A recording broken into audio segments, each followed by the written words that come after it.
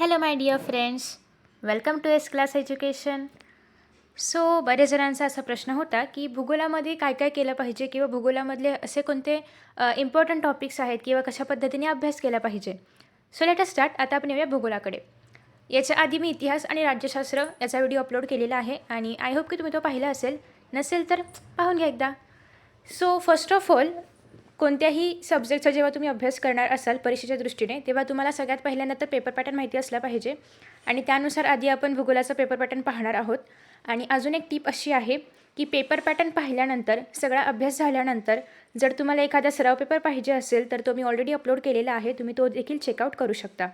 Okay, so let us start. काही आपण tips आणि ट्रिक्स पण पाहणार आहोत. एक खूप मोठी आणि खूप चांगली अशी टीप आहे भूगोलाची उत्तरं स्पेशली लक्षात ठेवण्यासाठी. पुढे पुढे आहे, येईल. So first of all, paper पॅटर्नमध्ये पहिला प्रश्न असा असतो की ऑब्जेक्टिव्ह आहे, 4 गुणांसाठी आहे. अचूक पर्याय निवडून विधाने पूर्ण करा, किंवा अचूक सहसंबंध ओळखा, किंवा अचूक गट ओळखा, किंवा साखळी बनवा. म्हणजे काय, तर हे सगळे प्रश्न प्रकार आहेत.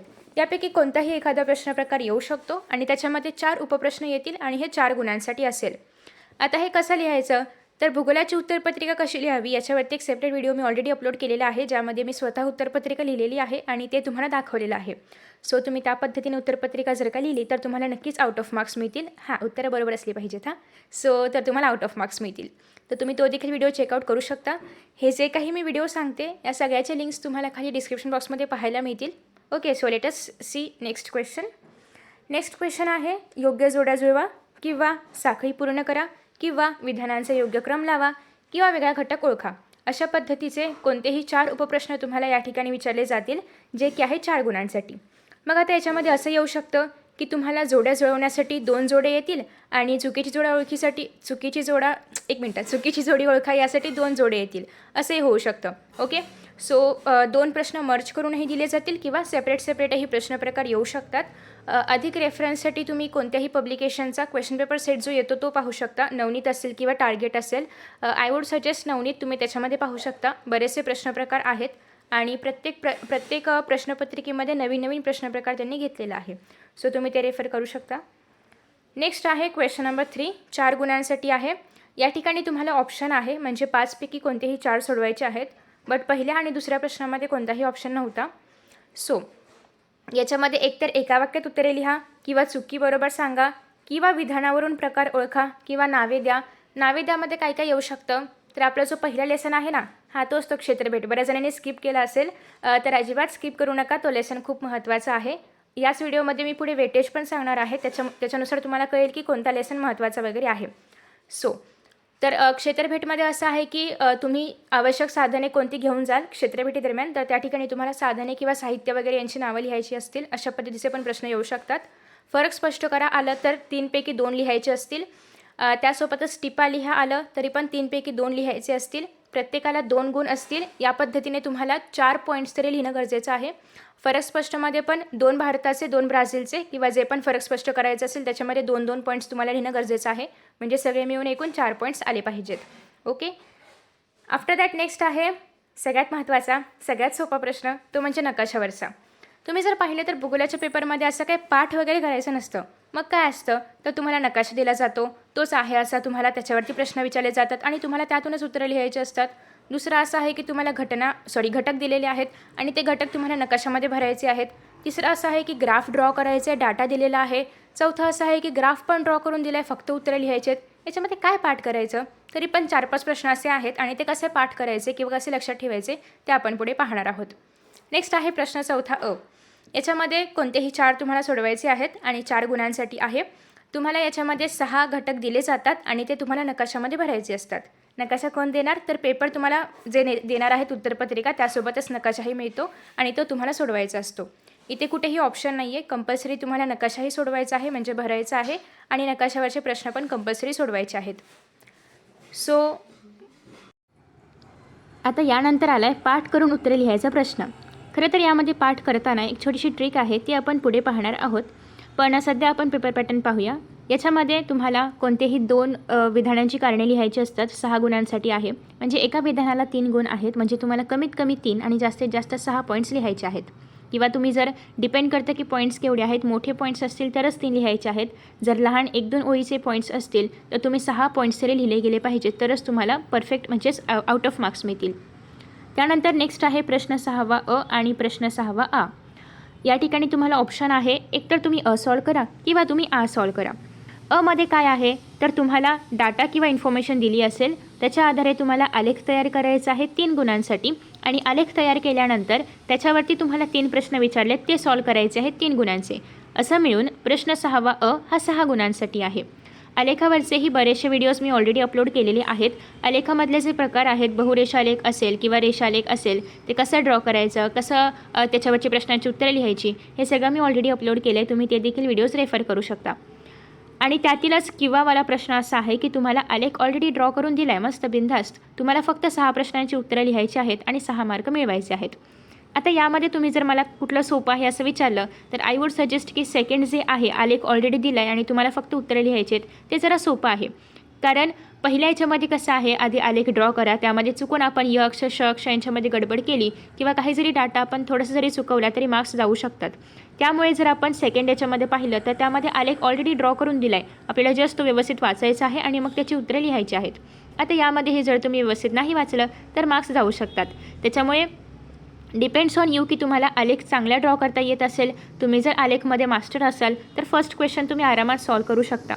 पण जर तुम्हाला असं वाटते की आलेख ड्रॉ करताना काही मिस्टेक्स होऊ शकतात तर तुम्ही सेकंड क्वेश्चनकडे जाऊ शकता.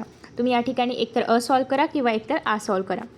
आफ्टर दॅट नेक्स्ट आहे प्रश्न 7वा आणि सगळ्यात शेवटचा, सगळ्यात मोठा छोटा असा हा प्रश्न. छोटा यासाठी कारण तुम्हाला याच्यामधले फक्त 2च सॉल्व करायचे आहेत आणि मोठा यासाठी कारण प्रत्येक प्रश्नाला 4 गुण आहेत. 4 गुण आहेत म्हणजे तुम्ही जर मोठे मोठे पॉईंट्स लिहिणार असाल, फॉर एक्झाम्पल 1 पॉईंट 4-5 ओळींचा आहे असं जर असेल तर तुम्ही फक्त 4 पॉईंट्स लिहिले तरीही चालणार आहे. पण 1 पॉईंट फक्त 1-2 ओळीचा आहे तर तुम्हाला 8 पॉईंट्स लिहावे लागतील. मग यामध्ये नेमके कसे प्रश्न येतात तर भारत आणि ब्राझील यांच्यामधलं जे नैसर्गिक जीवन आहे ते स्पष्ट करा किंवा प्राणी जीवन जे आहे ते स्पष्ट करा किंवा भारत आणि ब्राझील यांच्यामध्ये ज्या काही म्हणजे जे काही डिफरन्सेस तुम्हाला दिसून येतात, फॉर एक्झाम्पल की त्यांच्यामध्ये ज्या प्राकृतिक रचना आहेत त्या स्पष्ट करा. तर असं तुम्हाला यामध्ये येऊ शकतं. तर हा झाला आपला पेपर पॅटर्न आणि अशा पद्धतीने आपण पहिला टप्पा कवर केला आहे की ज्यामध्ये आपण पेपर पॅटर्न पाहणार आहोत. आता नेक्स्ट आहे ते म्हणजे पेपर वेटेज पाहूया. A few moments later. तर ही आहे आपली अनुक्रमानिका आणि आता या ठिकाणी मी जरासे मार्क्स लिहिणार आहे. तुम्ही जर इथे पाहिलं, मार्क्स पाहिल्यानंतर तुम्हाला कळेलच की कुठलाही लेसन कमी इम्पॉर्टंट वगैरे असलं काही नसतं. सगळे सेम लेवलचे असतात आणि सगळेच लेसन्स करणं आवश्यक आहे. सो या ठिकाणी मी ॲक्च्युअल मार्क्स लिहिणार आहे आणि इथे विथ ऑप्शन किती मार्क्स आहेत ते लिहिणार आहे. विथ ऑप्शन म्हणजे काय तर या चॅप्टरमधून एवढे पक्के मार्क्स येणार, म्हणजे एवढे क्वेश्चन्स जे येणार आहेत ते तुम्हाला सोडवायचेच आहेत आणि एवढे इथे जे मी लिहिणार आहे मार्क्स तेवढे तुम्ही स्किप करू शकता. ओके. वाव, बॅटरी संपलेली आहे ॲज युजल. सो चला आपण तरी कंटिन्यू करूया. सो फर्स्ट आहे या ठिकाणी क्षेत्रभेट. क्षेत्रभेट 4 गुणांसाठी कंपल्सरी आहे आणि विथ ऑप्शन 5 मार्क्ससाठी आहे, म्हणजे एखादा मार्क तुम्हाला यामध्ये ऑप्शनला असणार आहे. आफ्टर दॅट नेक्स्ट आहे 4 गुणांसाठी आहे स्थानविस्तार आणि 6 गुणांसाठी आहे ऑप्शनसाठी. नेक्स्ट आहे प्राकृतिक रचना व जलप्रणाली. 4 तुम्हाला सोडवायचेच आहेत आणि 6 गुणांचा मिळून 6 गुणांचं तुम्हाला कसं आहे ऑप्शनला आहे. हवामानमध्ये 4 गुण, इकडे 6 गुण.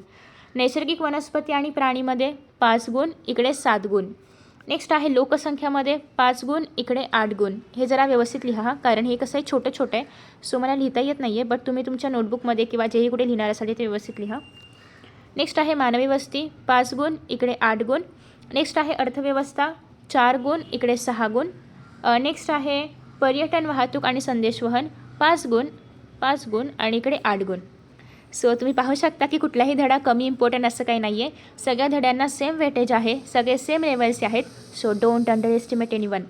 मग आता या ठिकाणी तुम्ही जर पाहिले तर क्षेत्रभेट हा जो लेसन आहे, तुम्ही हे लिहिलं असेल असं मी सपोज करते आणि आता मी हे इरेज करून टाकते. लिहिलं आहे का किंवा स्क्रीनशॉट वगैरे घेतलं आहे का? Okay, erase. आता याच्यामध्ये क्षेत्रभेट हा जो लेसन आहे याच्यामध्ये तुम्हाला पाठ काहीच करायचं नाही आहे, अजिबात रट्टा मारायचं नाही आहे. मग काय करायचं आहे तर तुम्ही या ठिकाणी पाहू शकता याच्यावरचे कसे प्रश्न आहेत की सपोज तुम्ही जर तो लास्ट क्वेश्चन पाहिला असेल, क्वेश्चन नंबर 7, तर त्यामध्ये यातला एखादा प्रश्न येऊ शकतो की तुम्ही XYZ कारखान्याला व्हिजिट दिलेली आहे, XYZ कारखान्याला भेट दिलेली आहे आणि तिथल्या जे प्रमुख आहेत किंवा जे व्यवस्थापक आहेत त्यांना तुम्ही काय प्रश्न विचाराल. मग एकतर हा कारखाना कधी स्थापन झाला, एकतर हा कारखाना कधी स्थापन झाला. दुसरी गोष्ट गोष्ट अशी की या कारखान्यामध्ये कच्चा माल काय येतो, पक्का माल काय तयार होऊन जातो, इथे जे कामगार आहेत त्यांची संख्या किती आहे, त्यांच्या सुरक्षेसाठी काही व्यवस्था केली आहे का, हे सगळे प्रश्न तुम्ही यामध्ये विचारणार आहात. तर असा प्रश्न तुम्हाला शेवटचा जो क्वेश्चन नंबर 7 आहे त्यामध्ये येऊ शकतो आणि त्यामध्ये जर आला तर तुम्हाला अशाच पद्धतीने एकूण 8 प्रश्न तयार करावे लागतील आणि ते त्यामध्ये लिहावे लागतील. दुसरी गोष्ट अशी की विधाने स्पष्ट करामध्ये तुम्हाला क्षेत्रभेटीची आवश्यकता स्पष्ट करा असं येऊ शकतं. या सगळ्याची उत्तरं तुम्हाला डायजेस्टमध्ये किंवा टार्गेटमध्ये किंवा मास्टर कीमध्ये जे काही तुम्ही रेफर करत असाल त्या सगळ्यांमध्ये मिळेल. आय वुड सजेस्ट की तुम्ही डायजेस्ट रेफर करू शकता. हा व्हिडिओ अजिबात स्पॉन्सर्ड नाही आहे, पण तुम्ही डायजेस्ट रेफर करू शकता कारण त्यामध्ये असे क्वेश्चन्स आहेत की जे ॲक्च्युअल त्या उत्तराशी किंवा त्या पाठाशी निगडीत आहेत. बाकीच्याही पब्लिकेशनमध्ये आहेत, बट मी जे यूज केले ते मी तुम्हाला सांगते. ओके, नेक्स्ट आहे तुम्हाला असंही येऊ शकतं नावेद्यामध्ये वगैरे की क्षेत्रभेटी दरम्यान वापरली जाणारी साहित्य कोणती आहेत त्याची नावे लिहा किंवा एका वाक्यामध्ये क्षेत्रभेट म्हणजे काय, असे काही प्रश्न यामधून येऊ शकतात. सो हा जो तुम्हाला या ठिकाणी सगळा मॅटर दिलेला आहे किंवा ही जी क्षेत्रभेट दिलेली आहे याच्यावरती प्रश्न न येता याच्याशी निगडीत जे काही कॉमन थिंग्स आहेत की तुम्ही स्वच्छता कशी ठेवाल क्षेत्रभेटीच्या ठिकाणी किंवा कचऱ्याचं व्यवस्थापन कसं कराल याच्यावरती प्रश्न येऊ शकतात. आफ्टर दॅट नेक्स्ट आहे मग गाईडमध्ये काही एक्स्ट्रा प्रश्नही आहेत ते करायचे का, तर ते तुम्ही करू शकता कारण त्याच्याशी निगडीत काही प्रश्न देखील येऊ शकतात कारण ऑब्व्हियसली ते सगळं तुम्ही कधीतरी क्षेत्रभेटीला गेला असाल तेव्हा ते सगळ्या गोष्टी तुम्ही केल्या असतीलच. सो तुम्ही पाठ न करता फक्त लक्षात ठेवून लिहिलं तरीही तुम्हाला ते लिहिता येईल. आफ्टर दॅट नेक्स्ट आहे आता आपण पाहणार आहोत एक छोटीशी ट्रिक. आता तुम्हाला काय करायचं आहे तर सेकंड लेसनपासून 9th लेसनपर्यंत, दुसऱ्या लेसनपासून 9व्या लेसनपर्यंत सगळे लेसन्स एकदा वाचायचे आहेत. ॲज युजल तुम्ही सगळे लेसन्स वाचणार आहात. वाचताना काय करायचं आहे की तुम्ही हे लक्षात ठेवायचं आहे की आपल्याला भारत आणि ब्राझील यांचं कंपॅरिझन करायचं आहे प्रत्येक लेसनमध्ये. ओके, सो कंपॅरिझन करत असताना आपण काय लिहितो, डिफरन्सेस आणि सिमिलॅरिटीज. भारत आणि ब्राझील यांच्यामध्ये काय विविधता आहे आणि काय समान गोष्टी आहेत. सो फॉर एक्झाम्पल भारताचा जो म्हणजे भारतामध्ये जो लोकप्रिय असणारा खेळ आहे तर तो आहे क्रिकेट. सिमिलरली ब्राझीलमध्ये कोणता आहे, फुटबॉल. हा तुम्हाला फर्स्ट डिफरन्स मिळाला. मग तुम्ही काय करणार आहात, एक मोठा फुलस्केप घेणार आहात, एकदम मोठा आणि त्याच्यामध्ये 2 भाग करायचे आहेत, इकडे भारत आणि इकडे ब्राझील. जे काही तुम्हाला भारताशी निगडीत पॉईंट्स मिळतील जे की विथ रेस्पेक्ट टू ब्राझील आहेत ते तुम्हाला या ठिकाणी लिहायचे आहेत. म्हणजे कसं, पहिला पॉईंट टाकायचा भारतामधला लोकप्रिय खेळ कोणता आहे, क्रिकेट. ब्राझीलमधला लोकप्रिय खेळ कोणता आहे, फुटबॉल. दुसरं, भारतामध्ये काय प्रसिद्ध आहे, मसाल्याचे पदार्थ. ब्राझीलमध्ये काय प्रसिद्ध आहे, कॉफी. आणि त्यामुळे ब्राझीलला काय म्हणतात, जगाचं कॉफी पॉट. तर अशा पद्धतीने तुम्हाला सगळे डिफरन्सेस लिहायचे आहेत जेवढे काही पुस्तकामध्ये आहेत तेवढे. जर तुम्ही एवढं केलं तर तुम्हाला उत्तरं पाठ करायची गरज पडणार नाही. तुम्ही फक्त ते डिफरन्सेस वाचायचे आणि सेंटेन्सेस तयार नाही करायचे. फक्त एवढंच लिहायचं, क्रिकेट, फुटबॉल. मग तुम्हाला कळलंच ना क्रिकेट हा खेळ आहे हे तर तुम्हाला सगळ्यांना माहिती आहे. का लिहिलं आहे, कारण तो लोकप्रिय खेळ आहे. सो फक्त क्रिकेट आणि फुटबॉल लिहायचं. फक्त मसाल्याचे पदार्थ आणि कॉफी एवढं लिहायचं. मग तुम्हाला ते कळणारच आहे कारण ते प्रसिद्ध आहे म्हणून तुम्ही ते लिहिलं आहे. दुसरी गोष्ट अशी की तुम्ही जर या लेसनमध्ये पाहिलं तर भारताची राजधानी कोणती आहे, ब्राझीलची राजधानी कोणती आहे, भारत कोणत्या गोलार्धामध्ये आहे, ब्राझील कोणत्या गोलार्धामध्ये आहे, हे जर असं तुम्ही केलं तर तुम्हाला उत्तरं पाठ करायची गरज पडणार नाही. तुम्ही फक्त डिफरन्सेस लक्षात ठेवू शकता. आणि आपलं ब्रेन असं आहे की ते कंपॅरिझनला खूप लवकर लक्षात ठेवतं. तुम्ही जर कंपॅरेटिव्हली लिहिलं की भारताची राजधानी नवी दिल्ली आहे आणि ब्राझीलची राजधानी ब्राझिली आहे तर ते तसंच लक्षात ठेवणार. आणि पुढे तुम्हाला हे MCQजमध्ये किंवा त्याचबरोबर चुकीचे विधान ओळखा, त्याचबरोबर विधाने स्पष्ट करा. सपोज की आपण असं लिहिलेलं आहे की ब्राझीलला जगाचं कॉफी पॉट बोलतात तर ते का बोलतात, हे सगळं तुम्हाला त्या सगळ्या उत्तरांमध्ये हे तुम्हाला वापरता येणार आहे. आणि हे असं नाही की फक्त MCQसाठी युजफुल आहे, तर हे प्रत्येक प्रश्नामध्ये यातलं काही ना काहीतरी तुम्हाला युजफुल आहे. त्यासोबतच तुम्ही जर असं लक्षात ठेवलं की भारताची राजधानी नवी दिल्ली आहे तर तुम्हाला हेही लक्षात ठेवता आलं पाहिजे की ती कुठे आहे, तिचं स्थान कुठे आहे नकाशामध्ये. कारण हे नकाशाभरामध्ये तुम्हाला विचारलं जाऊ शकतं की नवी दिल्ली कुठे आहे किंवा ब्राझीलची राजधानी ब्राझिलिया कुठे आहे, हे सगळं तुम्हाला माहिती असलं पाहिजे. मग जेव्हा तुम्ही या लेसनचा अभ्यास करणार आहात तेव्हा तुम्ही प्रत्येक ठिकाण हे नकाशामध्ये पाहायचं आहे की ते कुठे आहे, कारण तुम्हाला कोणतंही ठिकाण येऊ शकतं.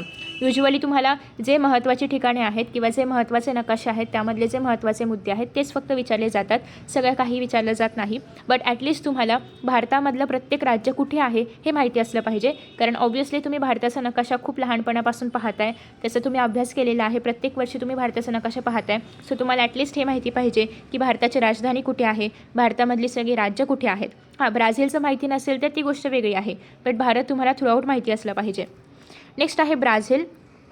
सेम विथ ब्राझील, ब्राझीलमध्ये काय करायचं आहे, जी महत्त्वाची शहरं आहेत, for example Rio the Janeiro आहे किंवा ब्राझिलिया आहे किंवा एखादा या ठिकाणी तुम्ही जर पाहिलं तर इथे लोकसंख्येची घनता खूप कमी आहे, मग एखाद्या लोकसंख्येची घनता कमी असणारा प्रदेश कोणता आहे किंवा लोकसंख्येची घनता खूप जास्त असणारा प्रदेश कोणता आहे ते आपण पुढच्या चॅप्टरमध्ये पाहूयात. त्याचबरोबर तुम्हाला विषुववृत्त कोणत्या भागामधून जातं आहे, मकरवृत्त कोणत्या भागामधून जातं आहे हे माहिती असलं पाहिजे. ओके, एकदम एक्झॅक्ट लोकेशन नाही, बट ॲटलिस्ट हे तरी माहिती असलं पाहिजे की या ठिकाणी पारा, साओ पावलो या सगळ्या राज्यांमधून हे जाणार आहे. इथे रोराइमा किंवा पारा, ॲमेझॉनस या सगळ्या राज्यांमधून हे विषुववृत्त जाणार आहे.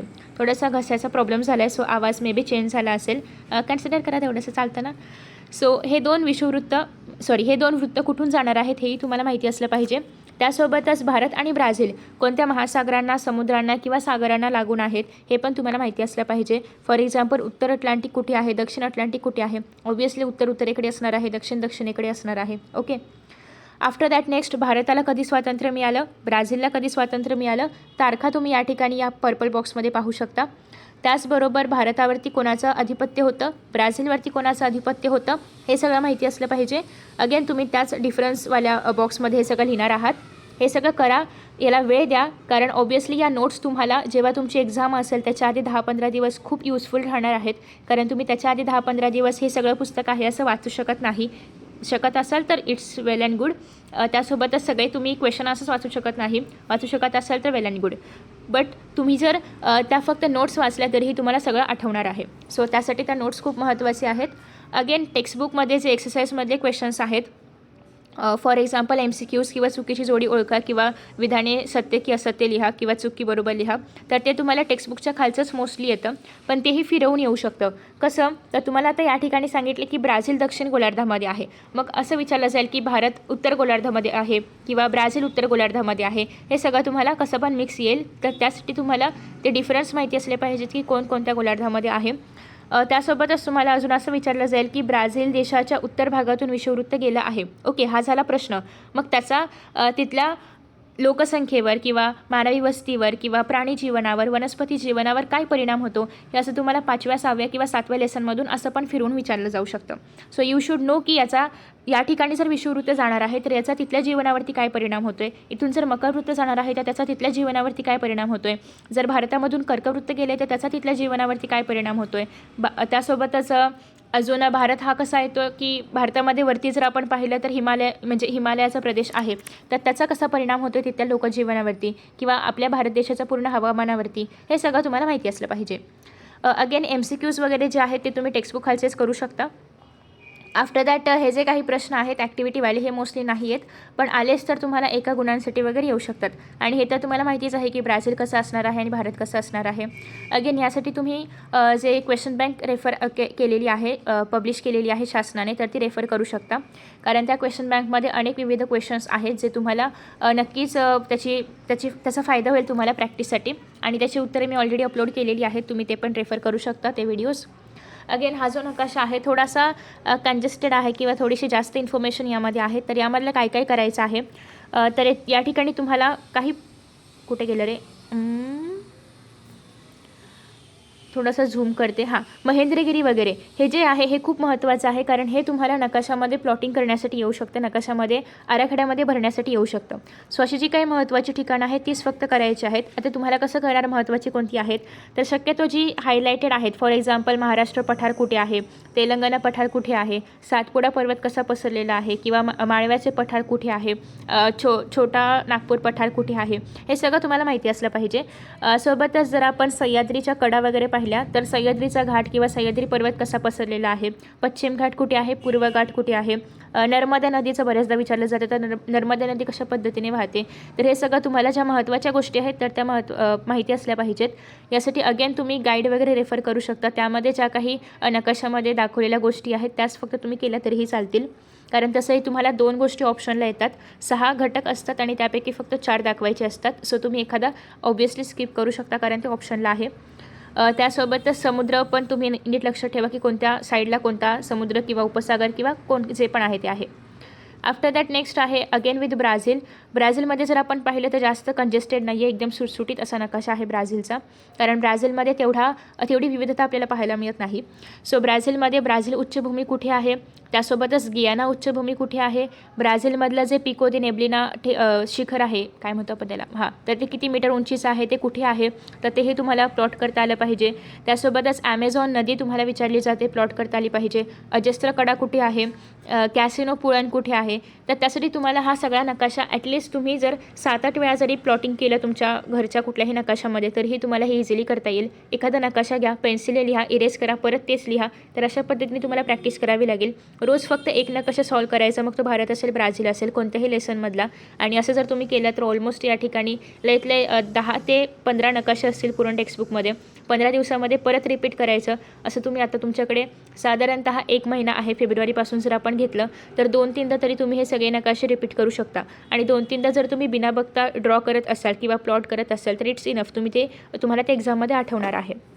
आफ्टर दॅट नेक्स्ट आहे, आता जर आपण विभाग पाहिले तर हिमालय जो आहे तो फक्त भारतामध्ये आहे, ब्राझीलमध्ये नाही आहे. त्याचबरोबर जर आपण अजस्त्र कडा पाहिलं तर ते फक्त ब्राझीलमध्ये आहे, भारतामध्ये नाही आहे. सो तुम्ही हे डिफरन्समध्ये लिहिणार आहात की हे ब्राझीलमध्ये आहे की हे भारतामध्ये आहे, जे पण असेल ते. अगेन नेक्स्ट मी तुम्हाला उत्तरं कशी लक्षात ठेवायची यासाठी काही टिप्स दिल्या होत्या हिस्ट्रीमध्ये. त्याच सेम टिप्स तुम्ही या ठिकाणी फॉलो करणार आहात की तुम्ही एकदा लेसन वाचणार आहात, मग प्रश्न वाचणार आहात कोणते येतात, मग उत्तरं वाचणार आहात, जेणेकरून तुम्हाला कळेल की काय इम्पॉर्टंट आहे. आफ्टर दॅट नेक्स्ट तुम्ही त्या उत्तरामधले जे की पॉईंट्स आहेत तर ते मेन्शन करणार आहात आणि की पॉईंट्सच तुम्ही परत परत वाचणार आहात. कारण की पॉईंट्स फक्त लक्षात राहिले तर तुम्ही आरामात सेंटेन्स वगैरे फॉर्म करू शकता आणि मोठी मोठी उत्तरं पण लक्षात ठेवू शकता. ओके, सो याच्यामध्ये की पॉईंट्स काय येतील हिमालयमध्ये, तर हिमालय हा कसा आहे, अर्वाचीन म्हणजे नवीन वली पर्वत आहे. त्यासोबतच तो कुठून कुठे पसरलेला आहे हे माहिती असलं पाहिजे. अगेन नेक्स्ट आहे की त्याच्यामधल्या महत्त्वाच्या पर्वतरांगा कोणत्या आहेत त्या माहिती असल्या पाहिजेत. सपोज की तुम्हाला असं दिलं डॅश डॅश ही सर्वात दक्षिणेकडील पर्वतरांग आहे, तर शिवालिक आहे की कोणती आहे हे तुम्हाला माहिती असलं पाहिजे. आफ्टर दॅट नेक्स्ट आहे उत्तर भारतीय मैदान कसा पसरलेला आहे. सो या सगळ्या गोष्टी जर तुम्ही पाठ केल्या तर तुम्हाला टिपा लिहा जरी आलं किंवा संकल्पना स्पष्ट करा जरी आलं किंवा डिफरन्स लिहा जरी आलं तर हे सगळे प्रश्न तुम्ही लिहू शकता. त्यासोबतच जर MCQमध्ये आलं, जसं की फॉर एक्झाम्पल मी शिवालिकचं दिलं तरीही तुम्ही ते लिहू शकता. सो तुम्ही जेवढे जास्त हे लक्षात ठेवाल, हा लेसन खूप महत्त्वाचा आहे. थर्ड लेसन थोडासा लेंदी आहे, पण या लेसनचं वेटेज पण खूप जास्त आहे आणि या लेसनमधून तुम्ही म्हणजे बरेचसे प्रश्न तयार होऊ शकतात आणि त्यासाठी तुम्ही प्रिपरेशन केलं पाहिजे. आफ्टर दॅट नेक्स्ट आहे सिमिलरली सगळ्यांसाठी. नेक्स्ट आहे जर तुम्ही किनारपट्टीचा प्रदेश पाहिला तर भारतासाठी आहे अराऊंड 7,500 किलोमीटर आणि ब्राझीलसाठी आहे 7,400 किलोमीटर. सो तुम्ही तो पण एक पॉईंट डिफरन्समध्ये ॲड करा की तुम्हाला हे येऊ शकतं की भारतामधला किनारपट्टीचा प्रदेश कसा आहे आणि ब्राझीलमधला कसा आहे. अगेन पिको दी नेब्लिनाची हाईट लक्षात ठेवायची आहे 3014 मीटर. आफ्टर दॅट नेक्स्ट आहे द्वीपसमूह वगैरे. नेक्स्ट आहे नद्या. हां, याच्यामध्ये सगळ्यात महत्त्वाचं आहे की गंगा नदी, यमुना नदी आणि ॲमेझॉन नदी यांचं उगमस्थान काय आहे, कुठून आलेले आहेत त्या, तर ते तुम्हाला लिहायचं आहे. नेक्स्ट आहे ॲमेझॉन नदीमध्ये जे तुम्हाला जे या ठिकाणी पाहायला मिळते की तिच्या पात्रामध्ये कचऱ्याची घनता वगैरे जे पण आहे तर ते तुम्हाला जस्ट एकदा रीड करून घ्या, माहिती असलं पाहिजे. नेक्स्ट आहे नद्यांमध्ये प्लॉटिंगसाठी ॲमेझॉन नदी मोस्टली विचारली जाते. अगेन बाकीच्या नद्या एवढ्या विचारल्या जात नाहीत, बट उरुग्वे आणि पॅराना या ज्या नद्या आहेत त्या खूप महत्त्वाच्या आहेत दक्षिणेकडच्या. सो त्या तुम्ही लक्षात ठेवू शकता.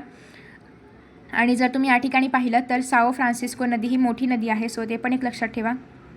आफ्टर दॅट भारतातील नद्याच्या 2 प्रकार पडतात, एक तर हिमालयीन नदी आहे किंवा त्याचबरोबर द्वीपकल्पीय नद्या आहेत. तर त्यापैकी जस्ट तुम्हाला नद्यांची नावं माहिती असली पाहिजेत की सपोज तुम्हाला असं दिलं की नर्मदा नदी कुठून कुठे वाहते किंवा कृष्णा नदी किंवा गोदावरी नदी, तर तुम्हाला माहिती पाहिजे की ती पूर्वेकडे वाहते की पश्चिमेकडे वाहते की दक्षिणेकडे की कुठे वाहते. ओके, त्यासोबतच जेव्हा तुम्ही नद्यांचा अभ्यास करणार तेव्हा तुम्ही हा मॅप रेफर करा, कारण याच्यामध्ये तुम्हाला प्रत्येक नद्यांचं स्थान पाहायला मिळते, उगमस्थान आहे किंवा त्या कुठून कशा वाहणार आहेत त्याचा पाथ पाहायला मिळतो आहे. तर त्यासाठी तुम्ही हा नकाशा जेव्हाही तुम्ही नद्यांचा अभ्यास करणार तेव्हा हा नकाशा डोळ्यासमोर ठेवूनच करा, जेणेकरून तुम्हाला एक्स्ट्रा नकाशा बायहार्ट करण्यासाठी वगैरे एफर्ट टाकायची गरज नाही. सो नर्मदा नदी एक महत्त्वाची आहे याच्यामध्ये. नेक्स्ट आहे यमुनोत्री म्हणजेच यमुनाचं उगमस्थान, गंगोत्री गंगाचं उगमस्थान, तर हे तुम्हाला माहिती असलं पाहिजे. अगेन सिंधूच्या उपनद्या कोणत्या आहेत तर त्या माहिती असल्या पाहिजेत. गंगाच्या उपनद्या कोणत्या आहेत त्याही तुम्हाला नावेदामध्ये वगैरे विचारल्या जाऊ शकतात. सो हे झालं या चॅप्टरबद्दल. मी सगळं इम्पॉर्टंट वगैरे असं काही सांगत नाही आहे, बट काय काय विचारलं जाऊ शकतं त्याची तुम्हाला आयडिया येईल आणि मग त्यानुसार तुम्ही अभ्यास करू शकता. एक्सरसाइजमधले सगळे प्रश्न करायचेच आहेत, कारण तेच तुम्हाला फिरून वगैरे विचारले जातील. फॉर एक्झाम्पल आता या ठिकाणी आहे ब्राझीलमध्ये पश्चिम वाहिन्या नद्या आढळत नाही, त्याचं तुम्हाला कारण स्पष्ट करायचं आहे. मग हेच तुम्हाला चुकी बरोबरमध्ये येऊ शकतं की ब्राझीलमध्ये पश्चिम वाहिन्या नद्या आढळतात, चुकी बरोबर. मग तुम्हाला कळेल की ते चूक आहे. कधी कळेल? जेव्हा तुम्ही हा प्रश्न वाचला असेल, जेव्हा तुम्हाला याचं कारण माहिती आहे, जेव्हा तुम्हाला याचं उत्तर माहिती आहे, तेव्हाच तुम्हाला ते कळेल. त्यासोबतच जर आपण पाहिलं तर ॲमेझॉन नदीच्या तुलनेत गंगा नदीच्या जलप्रदूषणाचा परिणाम लोकजीवनावरती अधिक होतो. मग तुम्हाला असंही विचारलं जाऊ शकतं, तुलना न करता तुम्हाला फक्त असंही विचारलं जाऊ शकतं की गंगा नदीचा तिथल्या लोकजीवनावरती कसा परिणाम होतो किंवा तिथल्या प्रदूषणाचा लोकजीवनावरती कसा परिणाम होतो, असं तुम्हाला प्रश्न फोडून पण विचारलं जाऊ शकतं. Okay, so after that next आहे 4th लेसन हवामानमध्ये नकाशा जास्त तुम्हाला ड्रॉ करण्यासाठी वगैरे नाही येणार, म्हणजे हे ठिकाण दाखवा असं नाही येणार. बट असं येऊ शकतं की या ठिकाणी जो ग्राफ आहे, कुठे गेला, हा जो ग्राफ आहे याच्यावरती आधारित प्रश्न येऊ शकतात. त्यासोबतच तुम्हाला हेही विचारलं जाऊ शकतं की भारतामध्ये कोणत्या कालावधीमध्ये पावसाळा ऋतू असतो, किंवा सेम विथ ब्राझीलमध्ये कोणत्या कालावधीमध्ये पावसाळा, हिवाळा, उन्हाळा जे पण काही ऋतू आहेत तर ते असतात. हे तुम्हाला कालावधी माहिती असला पाहिजे, कोणते महिने आहेत, कोणत्या महिन्यापासून कोणत्या महिन्यापर्यंत आहेत ते माहिती असलं पाहिजे. आफ्टर दॅट नेक्स्ट आहे त्यासोबतच भारतामध्ये हिमालयाच्या ज्या कडा आहेत तर त्या कडा आणि दक्षिण महासागर यांचा भारताच्या हवामानावरती कशा पद्धतीने परिणाम होतो हे तुम्हाला माहिती असलं पाहिजे, कारण या प्रश्नाचं उत्तर खूप मोठं आहे आणि हे तुम्हाला शेवटच्या प्रश्नामध्ये क्वेश्चन नंबर 7मध्ये विचारलं जाऊ शकतं. आणि तुम्हाला भारतामधील हिमालय आणि दक्षिण महासागर या दोघांचेही पॉईंट्स लिहावे लागतील. आफ्टर दॅट नेक्स्ट आहे ब्राझीलमध्ये जर आपण म्हटलं तर अजस्र कडाचा परिणाम कसा होतो ब्राझीलच्या हवामानावरती हे माहिती असलं पाहिजे. तर ते तुम्ही हे सगळं यामधून फाइंड आउट करू शकता. नेक्स्ट हा जो पर्पल बॉक्स आहे याच्यामधले MCQs तयार होऊ शकतात आणि एखादे MCQ तुम्ही गाईडमध्ये वगैरे पण पाहू शकता, सो ते रेफर केले तरी पण चालेल, किंवा हा पूर्ण बॉक्स खूप महत्त्वाचा आहे. याच्यामधले हे नंबर्स वगैरे नाही, बट नावं महत्त्वाची आहेत. सो याच्यामध्ये तुम्ही जर पाहिलं तर हे जे जास्त पावसाचे, मध्यम पावसाचे असे तुम्हाला चार्ट वगैरे नाही येणार, बट तुम्हाला हे नकाशामध्ये प्लॉट करण्यासाठी येऊ शकतं. सो आधी तुम्ही हा चार्ट पूर्ण भरा. चार्ट भरल्यानंतर सपोज की बिहार आहे, तर बिहार कुठे आहे भारताच्या नकाशामध्ये ते पहा. त्या ठिकाणी जास्त पाऊस आहे, कमी आहे की मध्यम पाऊस आहे ते पहा आणि ते तुम्ही लक्षात ठेवा, कारण तुम्हाला नकाशा प्लॉटिंगमध्ये असं येऊ शकतं की भारतामधील एखादं तुम्हाला जास्त पावसाचं ठिकाण दाखवायचं असेल किंवा भारतामधलं पर्टिक्युलर हे ठिकाण दाखवायचं असेल तर त्यासाठी तुम्हाला हे युजफुल पडेल. अगेन चुकीबरोबर सगळं करायचं आहे, भौगोलिक कारणे पण सगळी करायची आहेत. आणि हे जे मोठे प्रश्न आहेत तुम्हाला या ठिकाणी पण पाहायला मिळेल की दक्षिण महासागर आणि काय त्याचं नाव हिमालय, तर यांचा हवामानावर कसा परिणाम होतो आहे, तर हे प्रश्न तुम्ही केले तरी पण भरपूर आहे, पूर्ण लेसन याच्यामध्ये कवर होतो. नेक्स्ट आहे नैसर्गिक वनस्पती आणि प्राणी. तर याच्यामध्ये अगेन तुम्हाला डिफरन्स येऊ शकतो की भारतामधलं प्राणीजीवन कसं आहे, ब्राझीलमधलं कसं आहे, भारतामधल्या वनस्पती कशा आहेत, ब्राझीलमधल्या कशा आहेत, भारतामध्ये कोणत्या वनस्पती आढळतात, ब्राझीलमध्ये कोणत्या वनस्पती आढळतात. तर त्यासाठी हा नकाशा खूप महत्त्वाचा आहे. हा नकाशा अगेन प्लॉट करण्यासाठी नाही येऊ शकत, बट तुम्हाला असं विचारलं जाऊ शकतं की जी समुद्रकाठची वने आहेत ती दाखवायला वगैरे येऊ शकतात. एवढ्या मोठ्या नाही येणार, बट छोटी छोटी जी आहेत समुद्रकाठची वने वगैरे फक्त या ठिकाणी मध्ये वगैरे आहेत, तर ते फक्त तुम्हाला दाखवण्यासाठी येऊ शकतं. अगेन तुम्ही जर पाहिलं तर हिमालयीन वने फक्त भारतामध्ये आहेत, ब्राझीलमध्ये नाही आहेत. आणि ब्राझीलमधली जी विषुववृत्तीय वने आहेत ती ब्राझीलमध्ये आहेत, भारतात नाही आहेत. मग असं का आहे, तर ऑब्व्हियसली ब्राझीलमधून विषुववृत्त गेलेलं आहे वगैरे, ते रिझन तुम्हाला माहिती असलं पाहिजे. त्यासोबतच जी काटेरी झुडपी वने आहेत ती दोघांकडे पण आहेत. मग असं का आहे, तर ब्राझीलमध्ये पण अजस्र कडामुळे एक वाळवंटासारखा प्रदेश तयार होतो आहे आणि भारतामध्ये पण आहे ऑब्व्हियसली राजस्थानच्या प्रदेशामध्ये वगैरे. तर त्याचं रिझन तर जर तुम्हाला माहिती असेल तर तुम्ही नकाशामध्ये पण प्लॉट करू शकता, उत्तर पण लिहू शकता, डिफरन्स पण लिहू शकता, चुकी बरोबरमध्ये जर उलटं सुलटं स्टेटमेंट आलं तर ते पण करेक्ट करून लिहू शकता. So you should know the reason, आणि जर रिझन माहिती असेल तर तुम्ही काही करू शकता. नेक्स्ट आहे हा नकाशा कसा भरायचा, हे मी ऑलरेडी अपलोड केलेला आहे सेम याच चॅप्टरच्या व्हिडिओमध्ये. याच्यामध्ये तुम्हाला जे काही महत्त्वाचे प्राणी आहेत, फॉर एक्झाम्पल एकशिंगी गेंडा वगैरे हे येऊ शकतं की हा आसामच्या प्रदेशामध्ये, दलदलीच्या प्रदेशामध्ये आपल्याला पाहायला मिळतो, तर ते तुम्हाला माहिती असलं पाहिजे. बेसिकली सिंह कुठे पाहायला मिळेल किंवा मगर कुठे पाहायला मिळेल, ऑब्व्हियसली कुठेतरी समुद्रकिनाऱ्याच्या प्रदेशामध्ये असणार आहे, वाळवंटामध्ये वगैरे मगर नसणार आहे. सो हे जर तुम्हाला माहिती असेल तर तुम्ही इझिली प्लॉट करू शकता. प्लॉटिंग करताना असं काय नाही की बरोबर त्याच पॉईंटला आलं पाहिजे, थोडंसं इकडे तिकडे चालतं, बट असं नको की मगर जी आहे ती पाण्यामधली आहे ती चुकून राजस्थानमध्ये वगैरे गेली, असं काय व्हायला नको. सो तेवढं फक्त लक्षात ठेवा.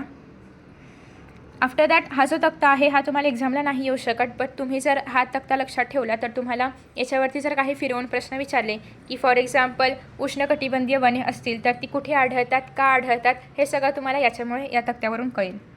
जोड्या लावा वगैरे हे तुम्ही टेक्स्टबुकच्या एक्सरसाइजमधलंच करू शकता, तेवढं पुरेसं आहे. आफ्टर दॅट अगेन हे जे प्रश्न आहेत भौगोलिक कारणेवाले हेच तुम्हाला उलटे सुलटे करून चुकी बरोबरमध्ये पण विचारले जाऊ शकतात. आफ्टर दॅट नेक्स्ट आहे लोकसंख्या. लोकसंख्या हा चॅप्टर स्पेशली मॅप्ससाठी खूप महत्त्वाचा आहे, कारण तुम्हाला या ठिकाणी जास्त लोकसंख्येची घनता असणारा प्रदेश कोणता आहे तो प्लॉट करण्यासाठी येऊ शकतं, कमी लोकसंख्येची घनता असणारा तो प्लॉट करण्यासाठी येऊ शकतं. सेम फॉर ब्राझील आणि भारत दोघांसाठी पण. त्यासोबतच भारतामध्ये जर आपण पाहिलं तर जी लोकसंख्या आहे 2011नुसार तर ती आहे 121 कोटी. सेम विथ ब्राझीलची किती आहे ते तुम्ही त्या डिफरन्सवाल्या पेजवरती लिहिणार आहात. अगेन तुम्ही जर पाहिलं तर भारत आणि ब्राझील दोन्ही देशांमध्ये 10-10 वर्षांनीच लोकसंख्येची गणना केली जाते, तर हा सेम पॉईंट आहे. सो सिमिलर पॉईंट्स जे आहेत ते तुम्ही एका वेगळ्या पेजवरती लिहिणार आहात आणि जे डिफरंट पॉईंट्स आहेत ते एका वेगळ्या पेजवर लिहिणार आहात. त्यासोबतच जर आपण लोकसंख्येच्या कंपॅरेटिव्हली पाहिलं तर भारताचं स्थान कुठलं आहे, दुसऱ्या स्थानावरती येतो भारत. त्याचप्रमाणे ब्राझील कोणत्या स्थानावरती येतो. सेम विथ जर आपण क्षेत्रफळाच्या दृष्टीने पाहिलं तर भारत आणि ब्राझील कोणत्या स्थानावरती येतात, किती पर्सेंटेज त्यांनी भूभाग व्यापलेला आहे, किती पर्सेंटेज लोकसंख्या आहे, हे सगळे पर्सेंटेज जर तुम्ही लक्षात ठेवले तर तुम्हाला ॲज MCQsमध्ये वगैरे नाही विचारले जाणार, बट जर तुम्ही हेच पर्सेंटेज उत्तरामध्ये वगैरे जर वापरले तर चांगलं इम्प्रेशन पडेल, तुम्हाला चांगले मार्क्स मिळतील. अरे वा, याला पर्सेंटेज पण माहिती आहे, चला आउट ऑफ मार्क्स देऊया, असं पण काही होऊ शकतं. सो त्याच्यामुळे पर्सेंटेज लक्षात ठेवा, पण ॲक्युरेट लक्षात ठेवा. 15चं 17 वगैरे करू नका, नाही तर तिथे मार्क्स जातील, उगाचच जातील. सो त्याच्यामुळे व्यवस्थित लक्षात ठेवा.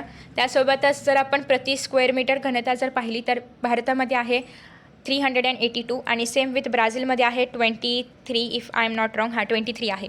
तर अशा पद्धतीने हे काही डिफरन्सेस आहे ते तुम्ही लक्षात ठेवा. नेक्स्ट आहे सगळ्यात महत्त्वाचं म्हणजे लिंग गुणोत्तर म्हणजे काय, याचे डेफिनेशन बऱ्याचदा विचारली जाते. अगेन तुम्हाला डेफिनेशन बुकमध्ये दिलेली आहे, बट रट्टा मारू नका, कारण मग तुम्हाला ग्राफमध्ये जर हे आलं तर लिहिता येणार नाही. सो रट्टा न मारता नीट लक्षात ठेवा की डेफिनेशन काय आहे.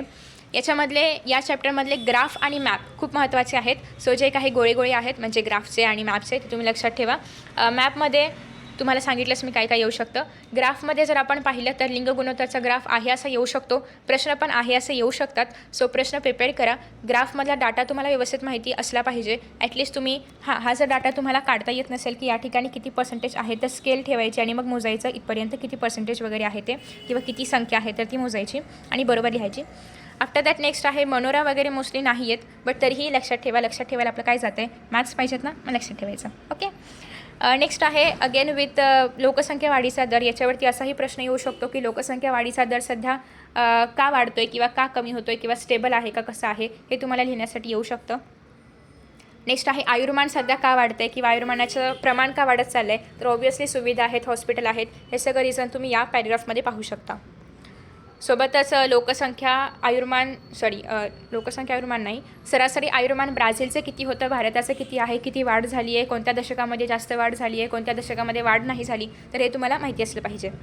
किंवा तुम्ही ग्राफवरून इझिली लिहू शकता. याच्यामध्ये बाय हार्ट वगैरे करायची काहीच गरज नाही आहे, फक्त डेफिनेशन वगैरे थोडासा रट्टा मारावा लागेल, बट इट्स ओके, तो तेवढा करावा लागेल. बाकी तुम्ही सगळं बघूनच लिहिणार आहात, म्हणजे ग्राफ तुम्हाला ऑलरेडी दिला जाईल, तो जस्ट कॉपी मारायचं आहे, म्हणजे व्यवस्थित लक्ष देऊन कॉपी मारायचं आहे. आफ्टर दॅट नेक्स्ट आहे मानवी वस्ती. मानवी वस्तीमध्ये अगेन तुम्हाला कोणत्या ठिकाणी जास्त केंद्रित वस्ती आहे, कोणत्या ठिकाणी विरळ वस्ती आहे, असं का आहे. आता ऑब्व्हियसली तुम्ही जर डोंगरावरती पाहिलं तर डोंगरावरती घनदाट वस्ती असं काही नसणार आहे, खूप विरळ असणार आहे. मग त्याचं तुम्हाला रिझन स्पष्ट करता आलं पाहिजे की असं का आहे. त्यासोबतच तुम्ही जर पाहिलं तर नदीच्या किनारी वगैरे किंवा ज्या ठिकाणी खूप वेल डेव्हलप्ड अशी सिटी आहे त्या ठिकाणी लोकसंख्या केंद्रित असते. मग तिथे असं का आहे, तर ऑब्व्हियसली रोजगार आहे, सगळ्या सुविधा आहेत आणि त्या ठिकाणी लोकसंख्या केंद्रित असणारच. हे असं मी जसं बोलते तसं लिहू नका, एक प्रॉपर सायंटिफिक लँग्वेजमध्ये लिहा आणि भूगोलामध्ये इट इज रिक्वायर्ड की तुम्ही भौगोलिक भाषेमध्ये सगळं स्पष्ट कराल. सो ती लँग्वेज तुम्हाला पुस्तकामध्ये पाहायला मिळेलच. नेक्स्ट आहे अगेन तुम्ही जर ब्राझीलमध्ये वगैरे पाहिलं तर साओ पावलो या ठिकाणी खूप डेव्हलपमेंट झालेली आहे, तर त्याचं रिझन तुम्हाला लिहिता आलं पाहिजे की का झाली आहे, तर जमीन सुपीक आहे वगैरे वगैरे जे पण असेल ते. अगेन ब्राझीलमध्ये कॉफीचं उत्पादन खूप जास्त घेतलं जातं, तर त्याचं रिझन तुम्हाला 8th लेसनमध्ये मिळेल. अचानक प्रश्न आठवला सो ते सांगितलं. नेक्स्ट आहे जर तुम्ही भारत नागरीकरण पाहिलं तर त्याचा ग्राफ तुम्ही पाहू शकता की थोडा वाढला आहे, थोडा स्टेबल आहे, थोडा कसं झालं आहे, तर याच्यावरती पण प्रश्न येऊ शकतात. आणि ग्राफवाले प्रश्न खूप इझी असतात कारण डाटा ऑलरेडी दिला आहे, तुम्हाला जस्ट कॉपी करून लिहायचं आहे. सो तुमच्याच पेपरमधली कॉपी करायची आहे, दुसऱ्याची करायची नाही आहे. आणि नाहीतर कॉपी म्हटल्यानंतर तुम्ही आजूबाजूची कॉपी कराल, तर असं काही करू नका. नेक्स्ट आहे नागरी लोकसंख्येची टक्केवारी आणि तो प्रदेश. तर हे तुम्हाला लक्षात ठेवावं लागेल थोडंसं, कारण हे मे बी तुम्हाला चुकीचा गट ओळखा किंवा ऑड मॅन आउट वगैरे असतं त्याच्यामध्ये येऊ शकतं की तुम्हाला 3 दिले जातील ज्यांच्यामध्ये 0 ते 20% लोकसंख्या आहे आणि नागरी लोकसंख्या आहे आणि एखादा 80% दिला जाईल तर तुम्हाला त्याला बाहेर काढता आलं पाहिजे. ओके. अगेन हे पण बऱ्याचदा येतं की तुम्हाला जी आधीची नावं होती म्हणजे पूर्वीची जी नावं होती भारतीय उपखंडामध्ये जे पूर्वीचे प्रदेश होते तर त्यांची नावं आणि आत्ता जी बदललेली नावं आहेत तर ती माहिती असली पाहिजेत. ॲटलिस्ट 1-2 तरी, की इंद्रप्रस्थला दिल्ली वगैरे आता बोलतात किंवा प्रतिष्ठानला आता पैठण बोलतात किंवा पहिलं मिथिला होतं, वाराणसी होतं, हडप्पा, मोहिंजोदडो, हे सगळी नावं जस्ट तुम्ही एकदा वाचून वगैरे घ्या. तसंही महाभारत रामायणमध्ये तुम्ही ही नावं ऐकली असतीलच.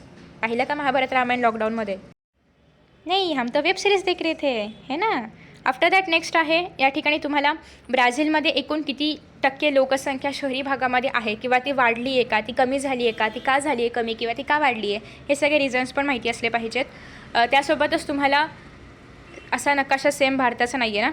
ओके. सो एक तुमचा नकाशा या ठिकाणी कमी झाला आहे. तुम्हाला फक्त ब्राझीलचा नकाशा आहे आणि ब्राझीलमध्ये पण नागरी लोकसंख्येची टक्केवारी कुठे कमी आहे कुठे जास्त आहे हे तुम्हाला जस्ट 1-2 राज्यांची नावं लक्षात ठेवा, कारण ती खूप महत्त्वाची आहेत.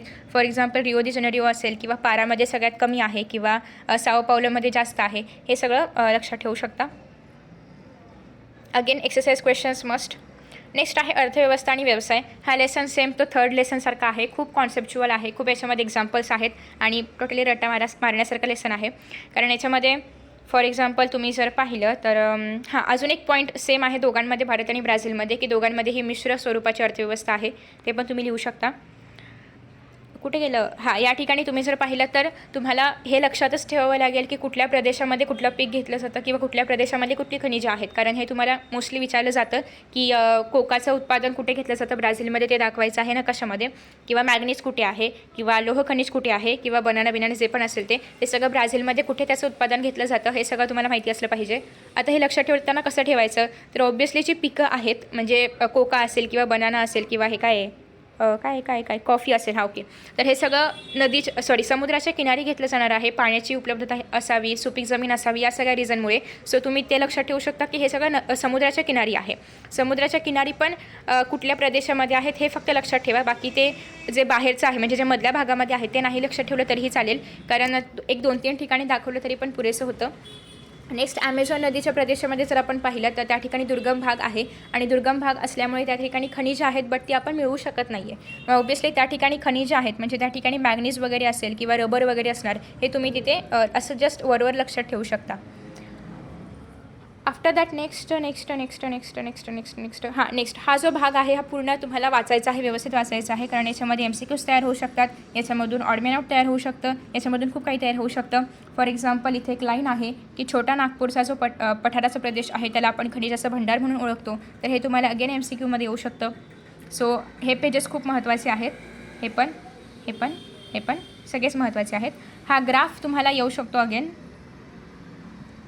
आफ्टर दॅट नेक्स्ट आहे की भारत काय आयात करतो, भारत काय निर्यात करतो. सेम विथ ब्राझील काय आयात करतं, ब्राझील काय निर्यात करतं. भारत आणि इतर कोणते देश यांचे व्यापारी संबंध आहेत. सेम ब्राझील आणि इतर कोणत्या देश यांचे व्यापारी संबंध आहेत. आता या ठिकाणी भारत आणि ब्राझील दोघांचे आपापसात व्यापारी संबंध असणारच आहेत. सो काही नाही आठवलं तर ॲटलिस्ट भारताला ब्राझील आणि ब्राझीलला भारत तरी लिहून येऊ शकता. आणि अगेन तुम्हाला बस एवढंच आहे या चॅप्टरमध्ये.